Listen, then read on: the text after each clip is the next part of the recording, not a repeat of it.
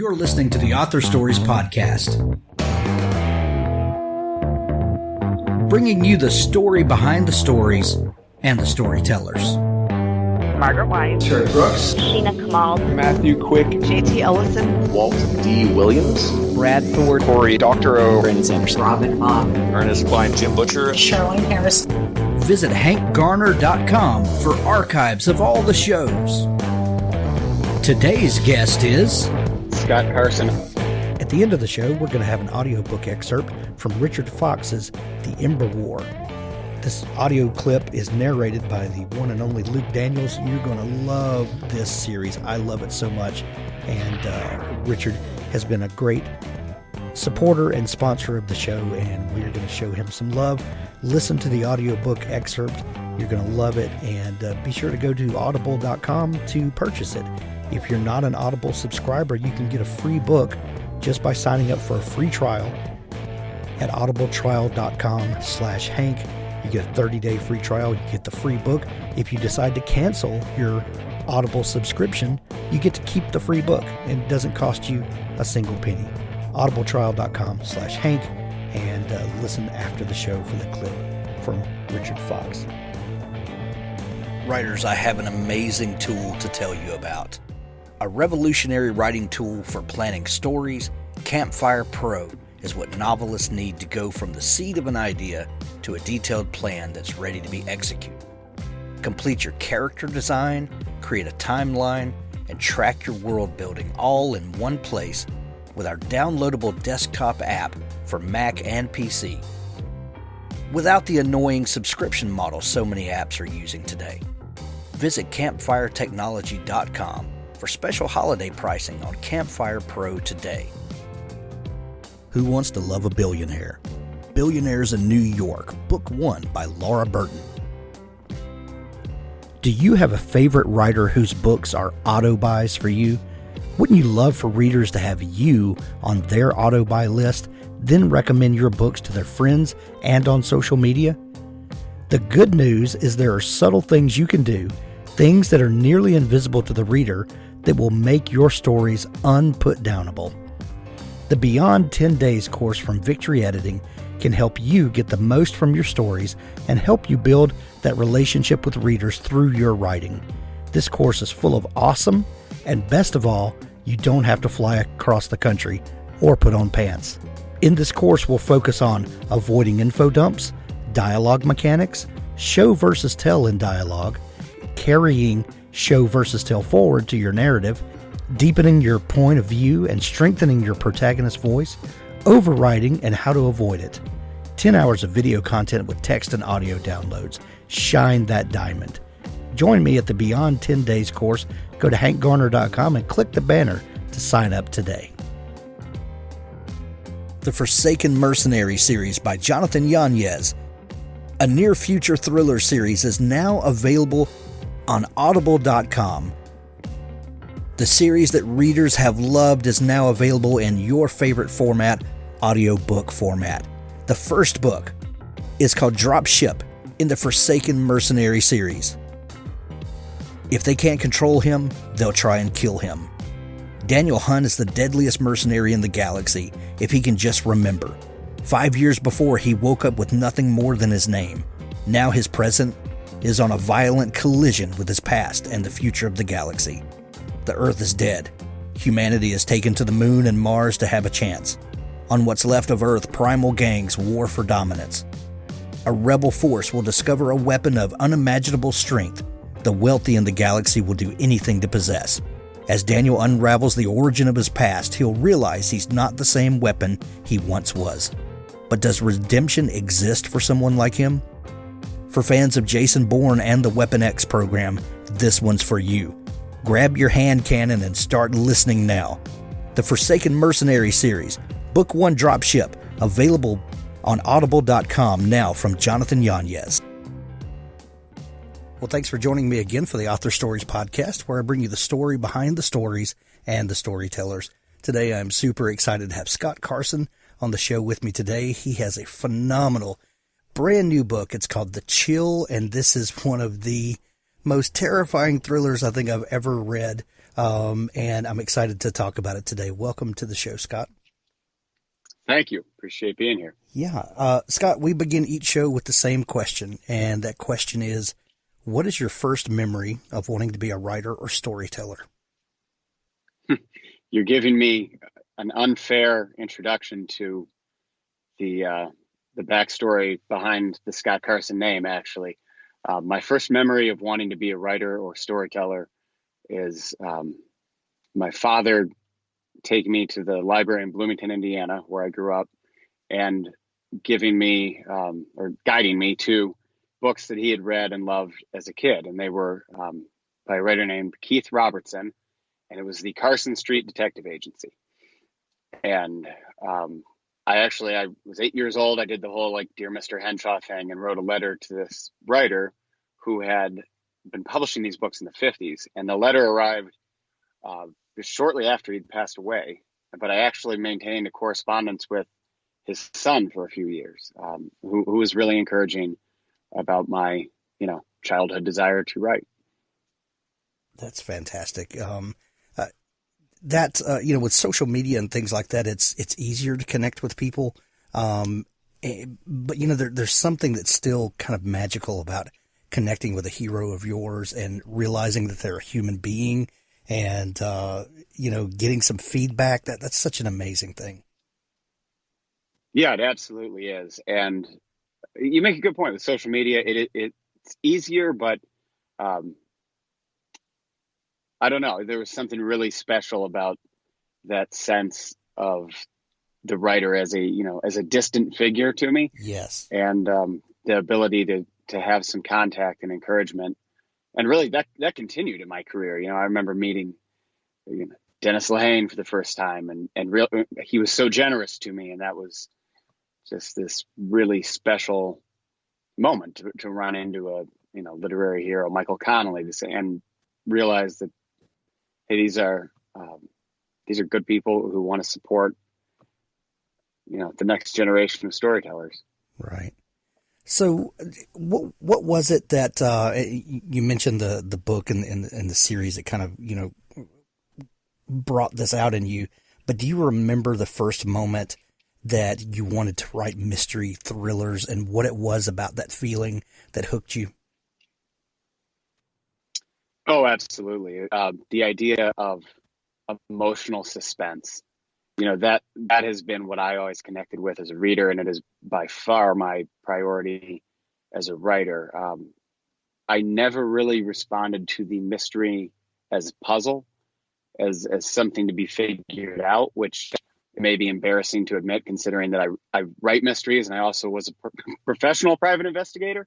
So, maybe I should backpedal on that. But as a reader, it was always the sense of characters who seemed real to me being in jeopardy and being resourceful. I was never drawn to like your James Bond type. And that could be unfair because I haven't really read those books. But what I mean by that is I loved a character who seemed overmatched and had to dig deeper into personal resources than we necessarily knew that they had. Right.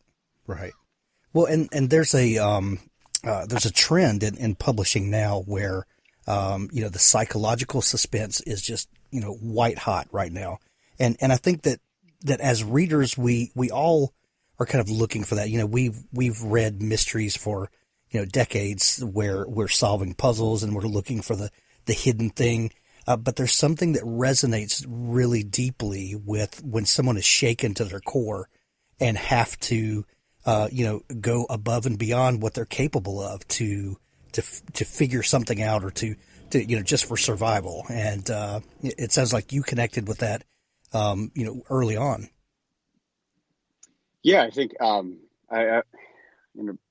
Stephen King is a great example from his book on writing, when his counsel to the idea of where do you get your plot is to simply say, put a character into a scenario of obstacle and conflict and let them work their way out of it. It really is that simple, but it's more engaging to me as a writer. Certainly, I want to give you characters who have unique skill sets and backstories, but at the end of the day, the reader can feel much more of a kinship than a distance. Right. What led you to your time as a private detective? I started as a high school intern, and then That's a thing. parlay You can that. do that? Yeah, I pulled it off somehow, and parlayed that into a part-time job, and then it became my full-time job. It was my day job until I'd been publishing. It was my third contract was really the first time I felt like, okay, I can make a full-time living as a writer. Wow. Now, your time you're working a day job as an investigator and writing mysteries and thrillers, was the comedy of that ever lost on you? Oh no, it all seemed. I understood how beautifully bizarre it was to everyone else. I was also working part-time at the newspaper during the stretch, so I was writing, police beat stories, things of that nature, and it really was a conscious decision to sort of seek out that grist for the mill experience. It worked. It was, for a writer, there's no such thing as a wasted day. A bad experience can be turned into something really good on the page. Particularly with those jobs, journalism and PI work, some of the experiences weren't great, but there were no wasted days. Right. Now, you also spent some time in journalism, didn't you? Yeah, exactly. I covered about everything from sports to police stories to, I had a column for a little while. So I had the chance to do it all. And I got in and out of journalism at the perfect time. I left just as, print was still dominant, still existed, and was still the dominant product. The website was there, but we didn't have comments yet. Facebook wasn't around. Twitter wasn't around. I got this little taste of what now seems impossibly, it's antiquated. It's almost cute, this version of journalism that I got to experience, but it was an enormous help. I'm always fascinated, and I know lots of writers who began or did time in journalism as they built their writing career. How do you feel like your time as a journalist informs the way you write now, or are there any tools that you picked up along the way as a journalist that you look back on now and say that was time well spent in building my writer toolbox? Sure. Economy of language, the need to paint a very precise visual for the reader, to incorporate as many senses as possible. And because of the space limitations, I think it's developing that eye for, what we call the telling detail. It's the one specific thing that shows the most about the scene. That's valuable for a writer in any format. And then there's the discipline of it. You can't have writer's block on a daily newspaper. That just is not a thing. So you learn to, even if you're not feeling it, you have to sit down and deliver. And I think it's interesting when I look at writers who are just consistent and they deliver every year and put out quality work. I mean, Laura Lippman and Michael Connelly come to mind, friends of mine who both come from a daily newspaper background. And I think, obviously we could go on and on with examples of that, but those two just come to mind as two really good writers who are not going to be overwhelmed by the blank page, because you're not allowed to be when it's going to press. Right, right. You alluded to it earlier, so let's go ahead and kind of address this and get this out of the way. Scott Carson is a new pseudonym that you're writing under, and The Chill is the first novel as Scott Carson. You've actually been writing novels for a while. What kind of stuff do you do in your other day job? Yeah, it is an open secret, so I don't mind revealing that in my other day job, I am the writer Michael Koryta, and The Chill is actually my 15th published novel. I've had 14 out under my own name, and Scott Carson was a way for me to return to supernatural stories, which I had written about 10 years ago. I had a little string of those, but it had been a while, and frankly, I've always just loved the idea of having kind of two names, two identities, and one who is really clearly on the weirder side. The supernatural side is going to be handled by Scott. People also have been telling me for 15 years now that this is a word of mouth business. And so I thought it would be kind of neat if I had a name that people could actually pronounce and spell. I can appreciate that.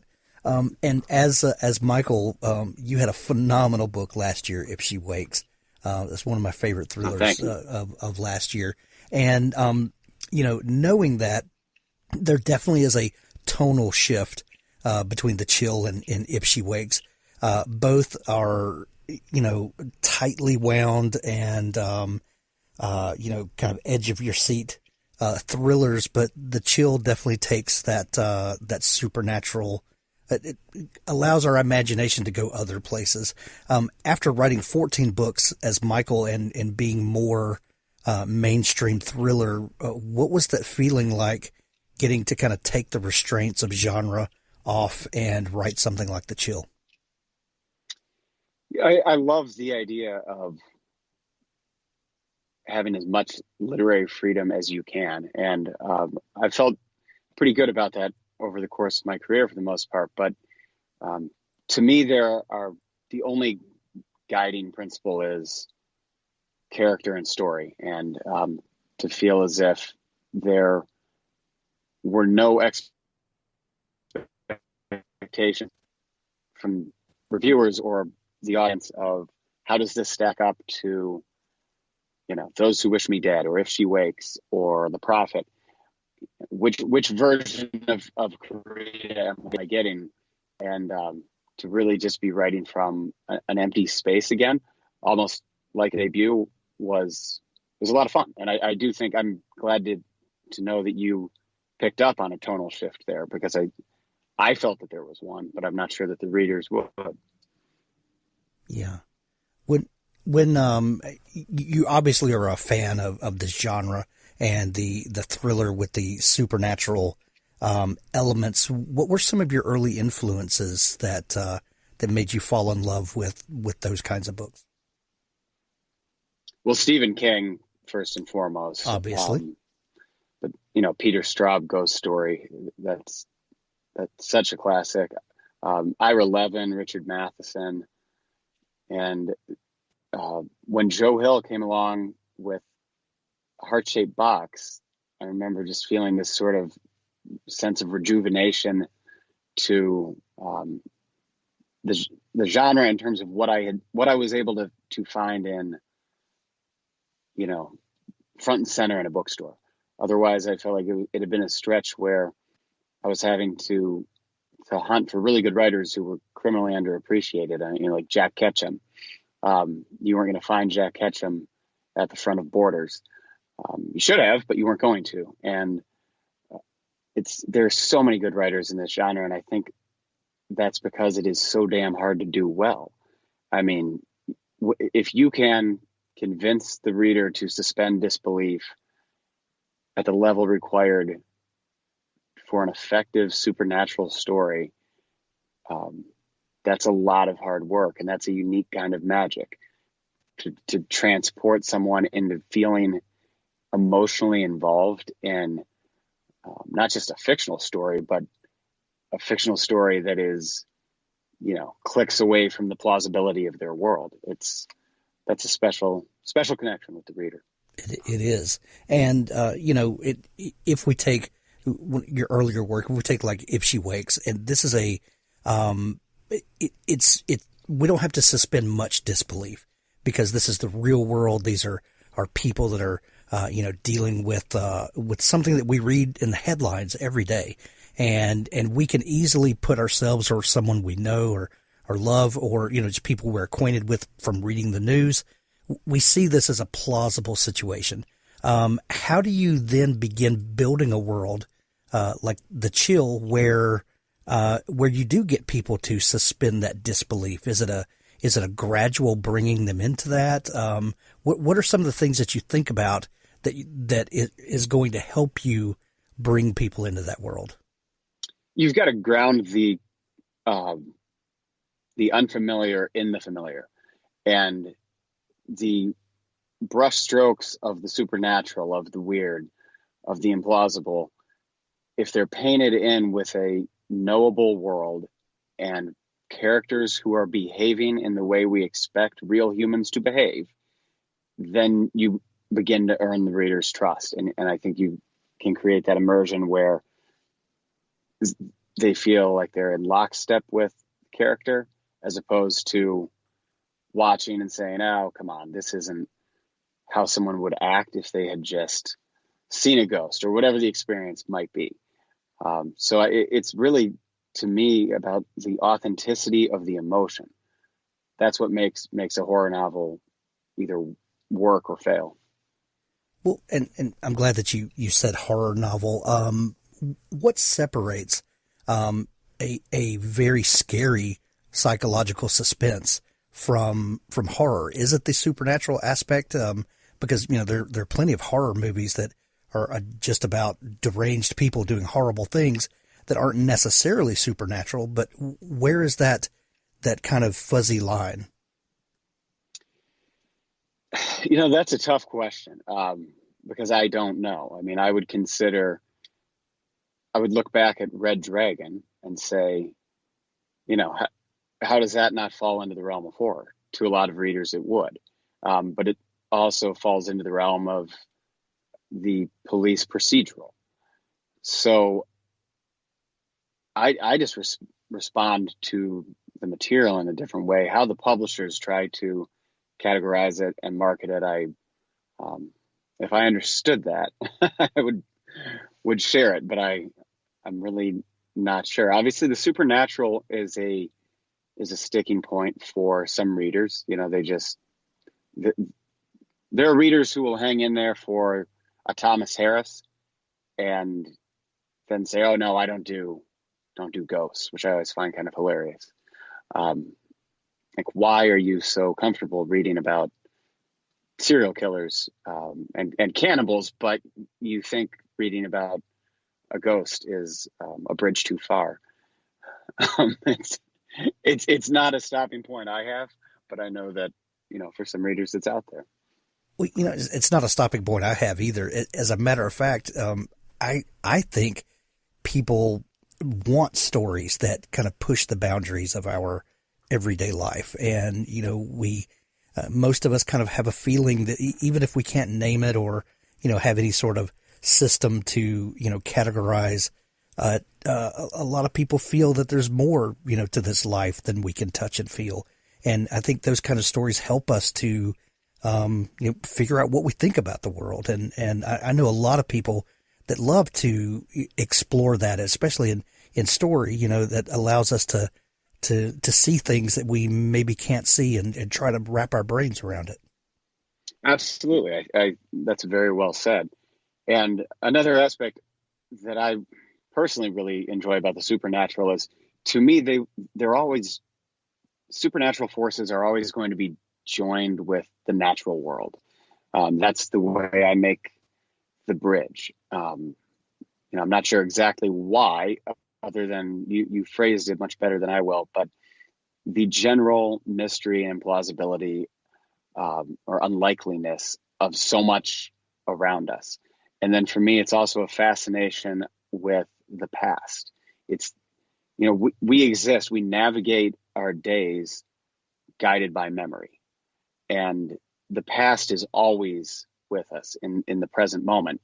And from a storyteller's standpoint, there is no form where the past is more present than the ghost story. And so it feels very natural to me. It's a state of mind we occupy without thinking about it.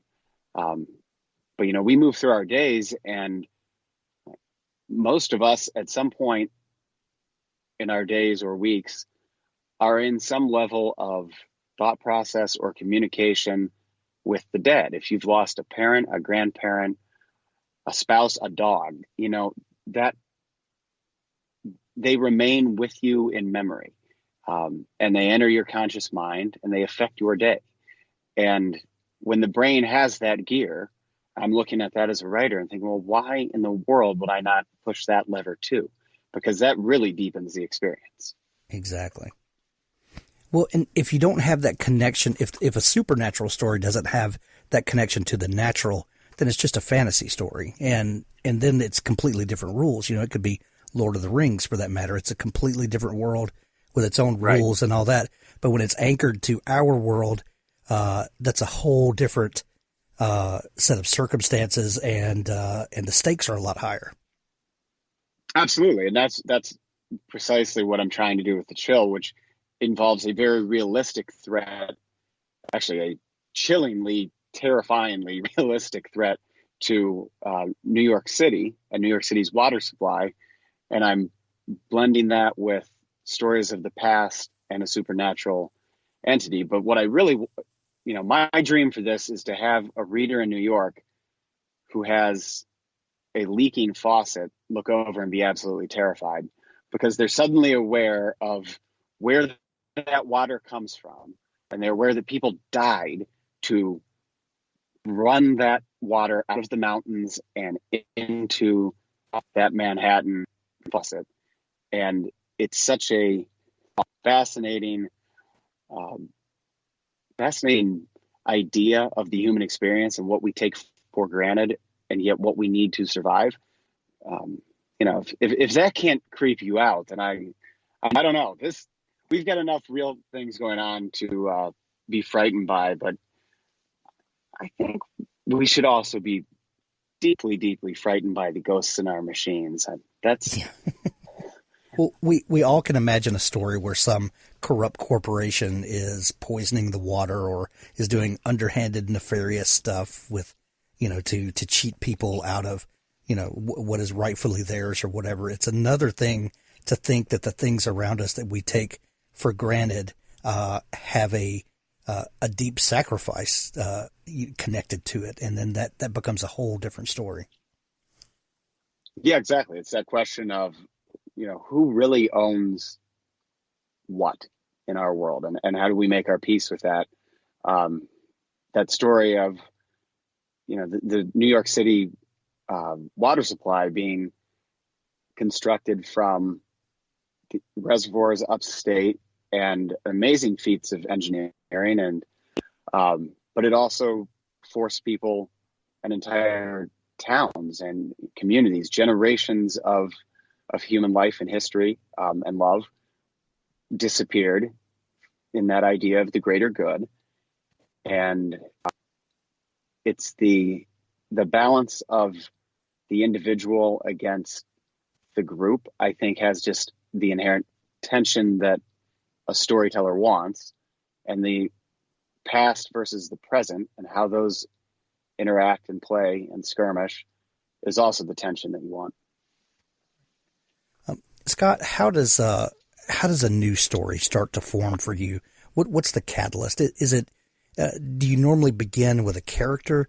Is it some sort of a plot point? Is it something you've read in the news? You know, is it a setting that then you populate with characters and see what they're going to do? And when writing The Chill, since this is such a different book than your previous work, was the kernel of the idea starting to form, was it different for The Chill than your normal process?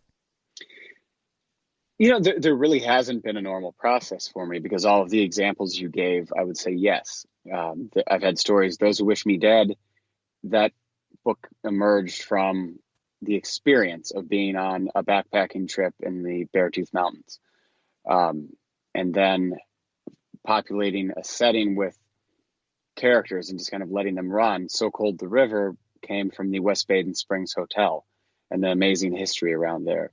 And then a book like The Chill comes from something that I've read, which The Chill has its roots. And I read a story in the New York Times in 2016 that made a passing reference to a disaster prep meeting that the city had.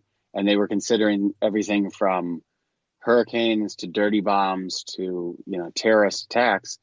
And there was a line that the thing that would have actually shut the city down for the longest was the failure of one of the two water tunnels that fed New York. And that was the first I'd ever heard of the water tunnels. And I thought, oh, this is interesting. And then I start reading along that, and I find David Grann's excellent piece in the New Yorker. And I picked up a book about one of the old towns in the Catskills. And I'm reading it with curiosity and no clear plan. But as I kind of go down the rabbit hole of research, then suddenly I'm seeing the potential. How long does it normally take you to write a novel? Have you kind of settled into a yearly schedule? I've been publishing on about a yearly schedule, but the books go at different times. I've had some that I've been able to get into a pretty good draft shape within 6 months, and others where it's 18 months. But in general, the book a year pace seems pretty natural for me. I haven't had to fight too much with that. Gotcha. When you've kind of settled into a pattern, and you're on this book a year schedule, and it's working really well for you, and your books are well received, and you've got an audience out there who's waiting for the next book from you, and we tend to when we find an author we like, we kind of latch on and want to get more and more and more for them. What was the decision like for you to shift gears, take on a new name, and write something where no one knows that it's you, and kind of start over from scratch? Is it scary? Is it exciting? What's that thought process like?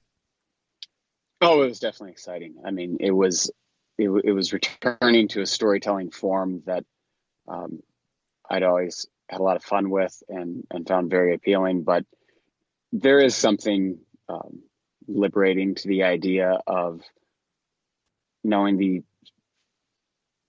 the average person walking through a bookstore is going to pick this up and take it home, and either it'll work for them or not, based completely independently of the 14 books I'd written before. It seems like a fresh and maybe more authentic test in that way.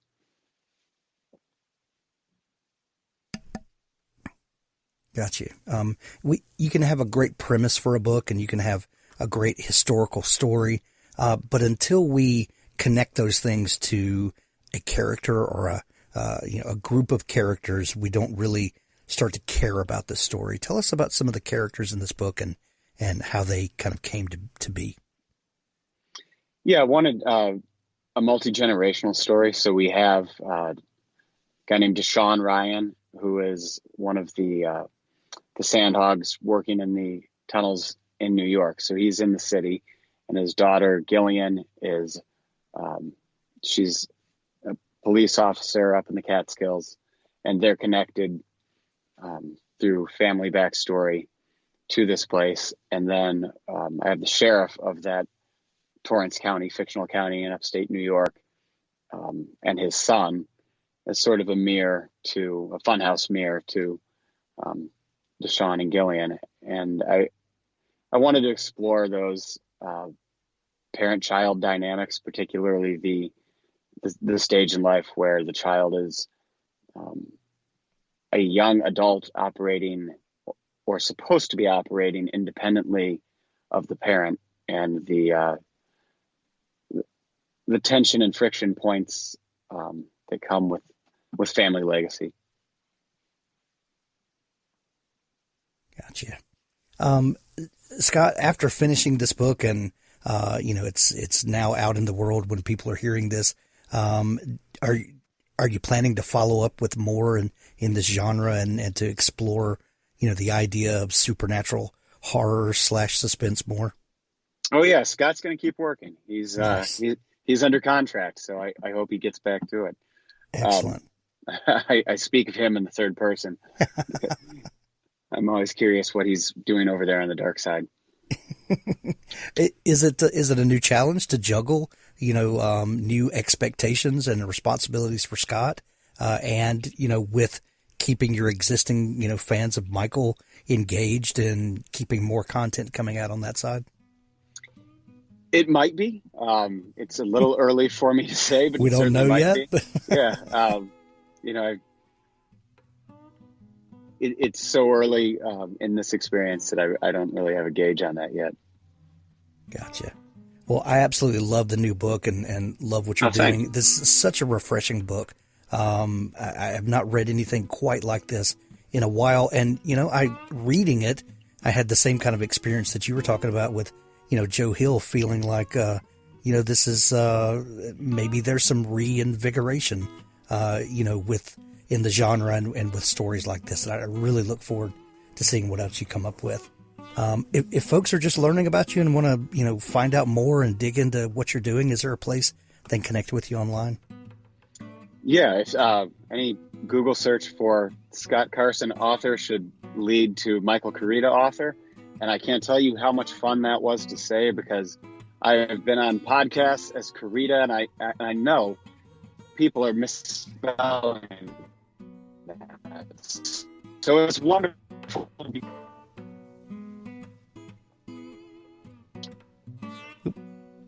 Well, we'll put links to everything in the show notes, and I'll do my best to spell Koryta right in the show notes to give everybody a little head start.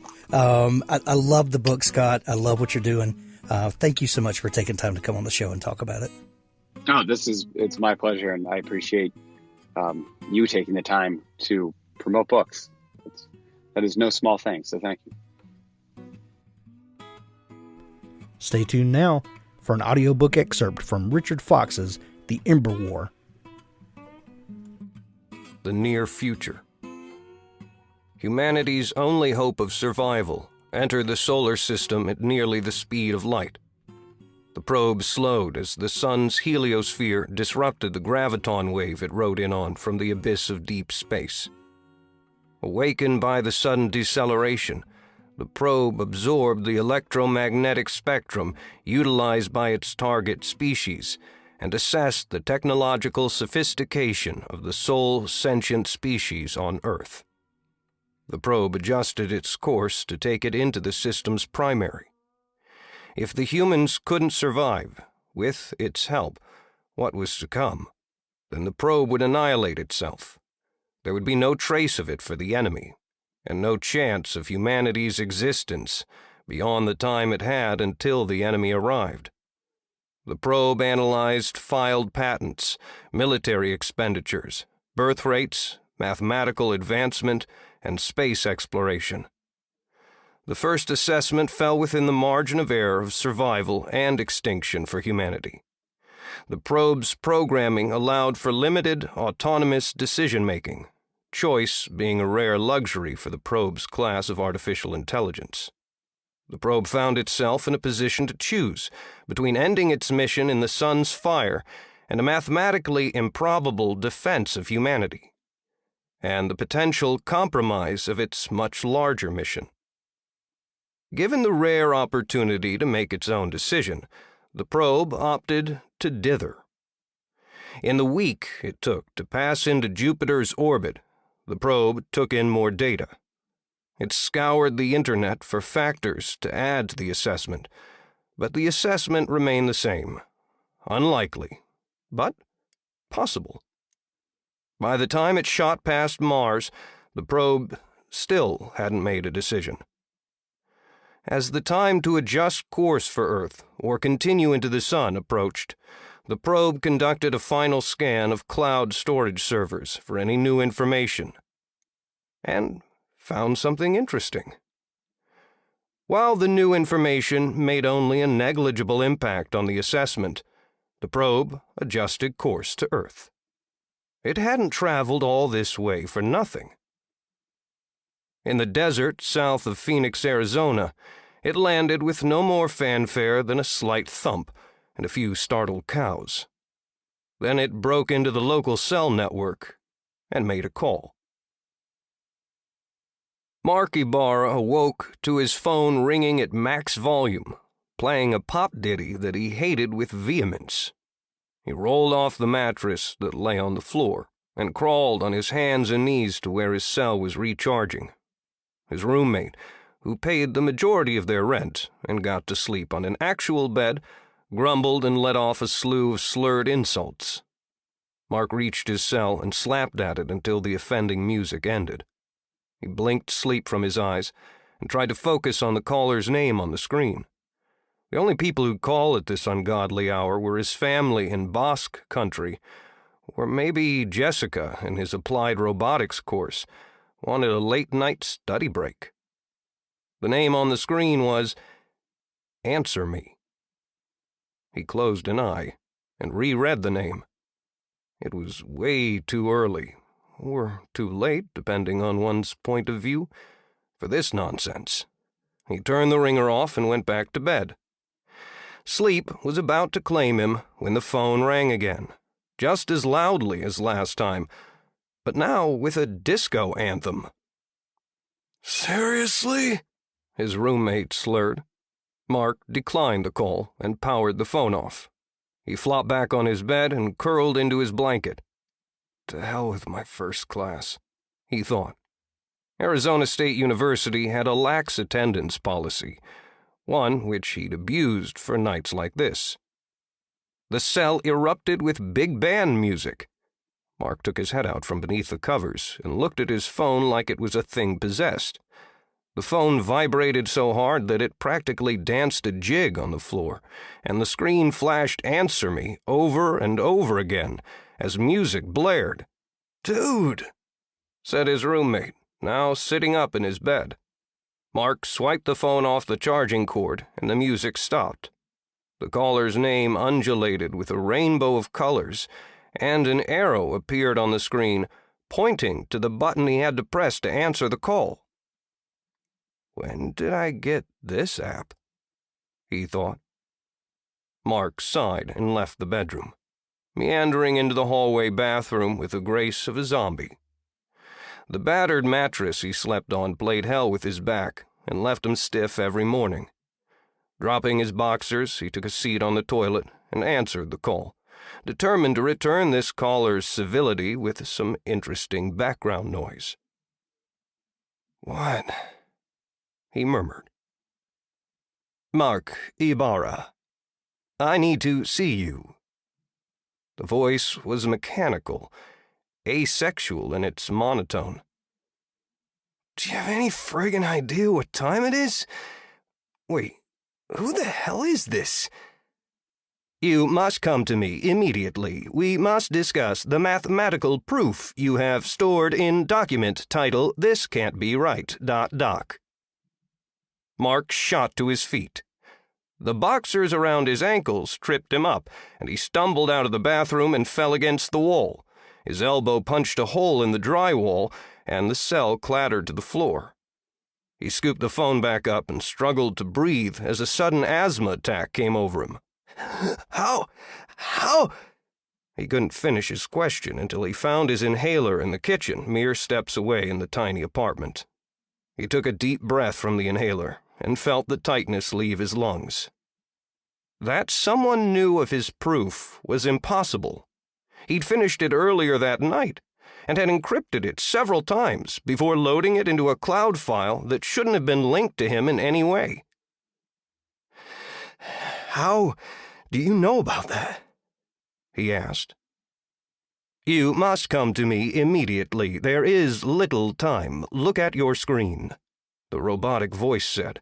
His screen changed to a map program, displaying a pin in an open field just off the highway, connecting Phoenix to the suburb of Maricopa.